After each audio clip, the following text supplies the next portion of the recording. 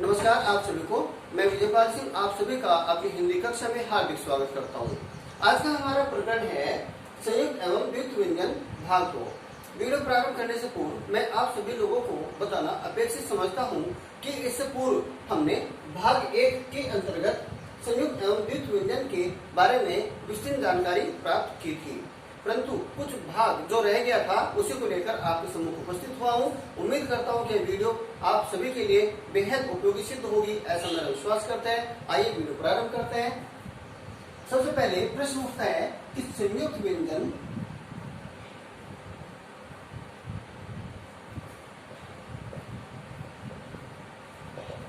कितने प्रकार के होते हैं।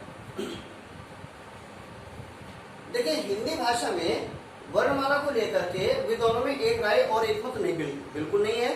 कुछ विद्वान संयुक्त व्यंजनों की संख्या 3 मानते हैं तो कुछ विद्वान संयुक्त व्यंजनों की संख्या 4 मानते हैं, परंतु बहुतायत जो विद्वानों का मत है वो 4 के पक्ष में है। इसलिए यहाँ पर हमने वो 4 संयुक्त व्यंजन ही यहाँ पर लिए हैं। और वैसे तो यदि परिभाषा की बात करते हैं संयुक्त व्यंजन की, तो संयुक्त व्यंजन की परिभाषा बनती है कि 2 या 2 से अधिक ध्वनियों के संयोग से निर्मित नवीन रूप को संयुक्त व्यंजन कहा जाता है। तो इस परिभाषा के अंतर्गत तो अनेक प्रकार के संयुक्त व्यंजन बनते हैं, परंतु चूंकि यह संयुक्त व्यंजन हमारे क्ष, त्र, ज और स्र ये हमें परंपरागत रूप से स्वतंत्र रूप में प्राप्य हैं। इस लिहाज से हिंदी वर्णमाला में इनको स्थान दिया गया है। अब इस पर थोड़ी सी बात जो पहली वीडियो में नहीं कर पाए थे वो ये थी कि हम इनके उच्चारण को लेकर के बहुत ही भ्रमित हैं। भ्रम क्यों है? क्योंकि इसके उच्चारण पर डायलेक्टिक इफेक्ट आंचलिक बोलियों का प्रभाव है। कैसे? जैसे कि अब ये तो हम जान चुके हैं कि भाई इसका जो वर्ण विच्छेद करते हैं वो ये होगा, लेकिन इसको हम जब बोलते हैं तो ऐसा न बोल करके हम कैसे बोलते हैं, जैसे मान लीजिए कि क्षेत्र है तो आप लोगों को देखने में आया होगा, कुछ लोग इसको क्षेत्र कहते हैं तो क्षेत्रीय है, तो कुछ लोग इसको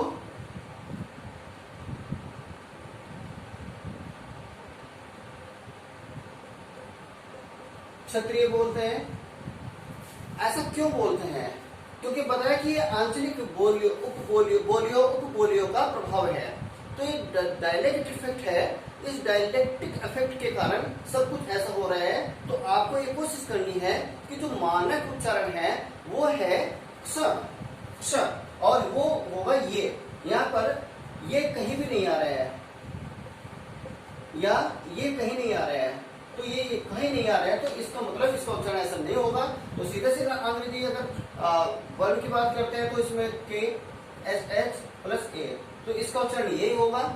और ये आधा का है जो कि इस पर लगातार डाला जाएगा तो क्ष, ऐसे बोला क्ष, क्ष, क्षेत्र, क्षत्रिय, क्षात्र, क्षत्राणी, तो इस प्रकार से इसका उच्चारण होगा।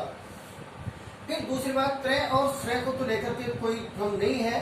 तो त्राण है, परित्राण है, पवित्र है, त्रिशूल है, श्रय है, श्रय से श्रम, परिश्रम, परिश्रमी, तो यहाँ पर इसको लेकर कोई भ्रम नहीं है। दूसरा जो भ्रम उत्पन्न हुआ है और वे उत्पन्न हुआ है हमारे इस ज को लेकर के, तो ये सबसे बढ़िया इसके साथ कहूँ कि एक नाइंसाफी हुई है। और वो नाइंसाफी क्यों हुई? क्योंकि जो मैंने पहली वीडियो बनाई थी मौखिक पठन की, उसमें मैंने बताया था कि भाषा के मुख्यतः 2 रूप होते हैं, लेकिन जो 2 रूप होते हैं वो भाषा शिक्षण को लेकर के हैं, मौखिक और लिखित। वैसे तो भाषा के 3 रूप होते हैं, मौखिक, लिखित और सांकेतिक, परंतु जब हम शिक्षण की बात करते हैं और उसमें हम मुख्यतः 2 ही रूप आते हैं, तो मौखिक और लिखित। मैंने बताया था कि मौखिक रूप जो भाषा का होता है वो बहुत ही नाजुक रूप होता है। वक्ता अपने वक्तृत्व शैली के चलते जिस प्रकार के शब्दों का उच्चारण कर देता है, और चूंकि वक्ता यदि प्रभावशाली वक्ता है या कोई विद्वान है और गलती से या कुछ भूल से उससे उस शब्द किसी विशेष शब्द का उच्चारण या वर्ण का उच्चारण गलत हो जाता है, तब लोग उसके जो फॉलोअर्स हैं जो उसका अनुकरण करता है तो उसी को अनुकरण कर लेंगे, आप साथ कर लेंगे। और चूंकि वो प्रभावशाली है और विद्वान है तो हम उस पर विश्वास करते हैं। तो ऐसे ही इस वर्ण के साथ भी हुआ होगा, क्योंकि ग है, ज है, तो इसका उच्चारण क्या किया गया, और आज अधिकांश लोग उसका उच्चारण ज्ञ ही करते हैं। जैसे हम क्या कहते हैं, ज्ञान, हम कहते हैं विज्ञान, हम कहते हैं वैज्ञानिक। तो ये शब्द गलत हुआ। क्यों हुआ? क्योंकि इसका उच्चारण इस प्रकार से किया गया, या सीधा सीधा ये क्या इसका उच्चारण किया गया। और जब व्याकरणिक की बात करते हैं तो इसका उच्चारण, चूंकि ये तो उच्चारण है ही नहीं इसका, इसको काट देता हूं। इसका उच्चारण ये होगा ज धन ञ धन अ। और यदि इसको हम ऐसे भी लिख सकते हैं, या इसको हम सीधा सीधा ऐसे भी लिख सकते हैं, बात कुछ भी होगी। तो यहाँ पर ये भी सही है, ये भी सही है, ये भी सही है, परंतु ये बिल्कुल गलत है। आपको ये करना है, कोशिश की जानी चाहिए आपके द्वारा कि इसका उच्चारण ज ही करें। जैसे अब इसका उच्चारण होगा ज्ञान न होकर के ज्ञान होगा, विज्ञान होगा, वैज्ञानिक होगा। तो ये जो बात है ये भाषा के मौखिक रूप की नाजुकता की है। इसलिए जो हमको बोलना है, शुद्ध बोलना है, कोशिश करनी है कि शुद्ध ही बोले।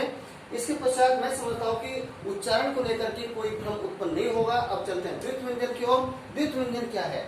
सबसे पहले द्वित व्यंजन के बारे में जानने से पहले हम इस पर फिर बताना चाहेंगे। तो जो है हमारा, यह हमारा क है हमारा, या इसमें त्र में त हमारा आएगा और स्र में श आएगा।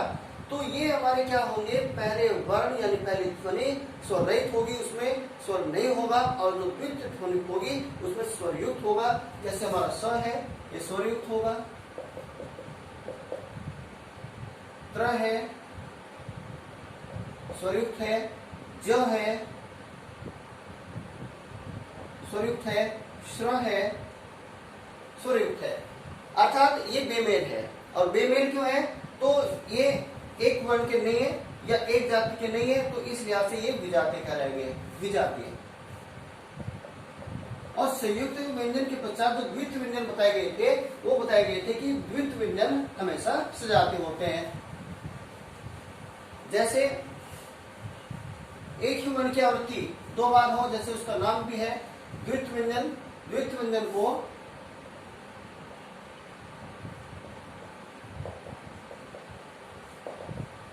अंग्रेजी में रिडुप्लीकेशन अल्फाबेट्स कहा जाता है, जिसका अर्थ होता है दोहरा होना, दोबारा आना, उसकी आवृत्ति होना।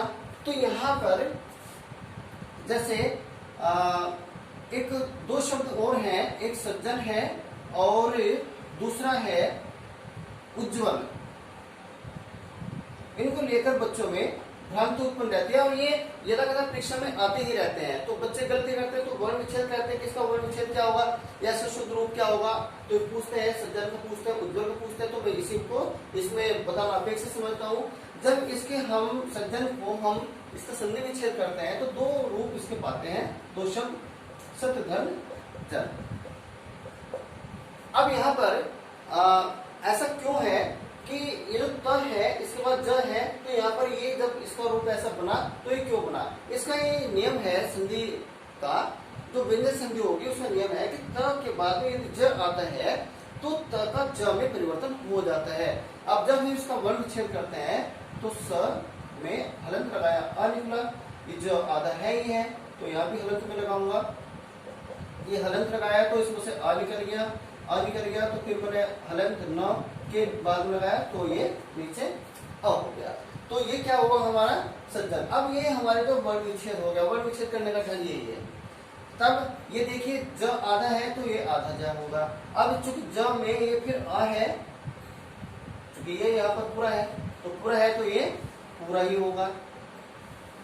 उज्ज्वल में जो शब्द है संधि विच्छेद अगर करते हैं तो उत धन ज्वल, ये हमारे दो रूप शब्दों के निकल कर आते हैं।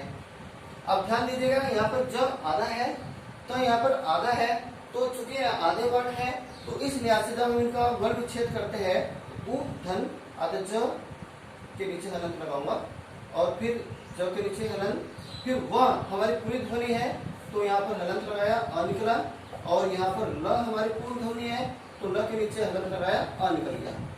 ध्यान दीजिए यहाँ पर ये ज है, ये ज है, एक ही वर्ण की आवृत्ति हो रही है अर्थात समान जाति के हुए तो सजातीय होंगे। यहाँ पर ये जो है एक ही वर्ण की आवृत्ति हो रही है तो सजातीय होंगे, ये द्वित्व व्यंजन कहलाएगा।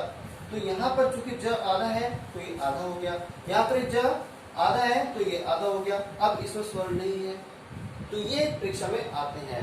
मैं समझता हूँ इसमें कोई भ्रांति नहीं होगी। इसके पश्चात पिछले वीडियो में भाग 1 की वीडियो में जब मैं उदाहरण द्वित्व व्यंजन के दे रहा था तो उसमें मैंने बताया कि पक्का, पक्की, सज्जन, उज्ज्वल, तत्व, महत्व इत्यादि बता रहा था। तो भाषा के प्रवाह के चलते मुझसे द्वित्व व्यंजन में अच्छा और अच्छी भी उदाहरण इसके दे देंगे, जबकि मैं द्वित्व व्यंजन न दे करके उसमें संयुक्त व्यंजन में इसका उदाहरण दे रहा था, परंतु भाषा प्रवाह करना ऐसा हुआ, उसके लिए मैं माफी चाहूंगा। वो चूंकि आपने वीडियो पूरी देखी है तो आपको स्वतः ही संज्ञान हो गया होगा कि वो जो नियम है समान जाति के सजातीय वर्ण यदि आते हैं तो द्वित्व व्यंजन है, और अगर विजातीय होते हैं यानी असमान वर्ण होते हैं तो वहां पर संयुक्त व्यंजन होता है। चूंकि वो आपने वीडियो को देख लिया था, इस लिहाज से आप कहीं भी किसी भी शब्द में अंतर कर पाने में समर्थ हो गए होंगे और हो ही चुके होंगे, ऐसा मेरा विश्वास है। तो प्रिय दर्शकों, श्रोताओं, यहाँ पर जो अच्छा और अच्छी जो उदाहरण है वो संयुक्त व्यंजन के हैं, न कि द्वित्व व्यंजन के। और इस प्रकार ये जो हमने आज चर्चा की तो मैं समझता हूँ कि आप सभी के लिए बेहद लाभदायक सिद्ध होगी और आप सभी की उत्तम सफलता की हम कामना करते हैं। आप सभी की उत्तम सफलता की कामना करते हुए मिलते हैं अगली वीडियो में। तब तक के लिए आपको हार्दिक नमन।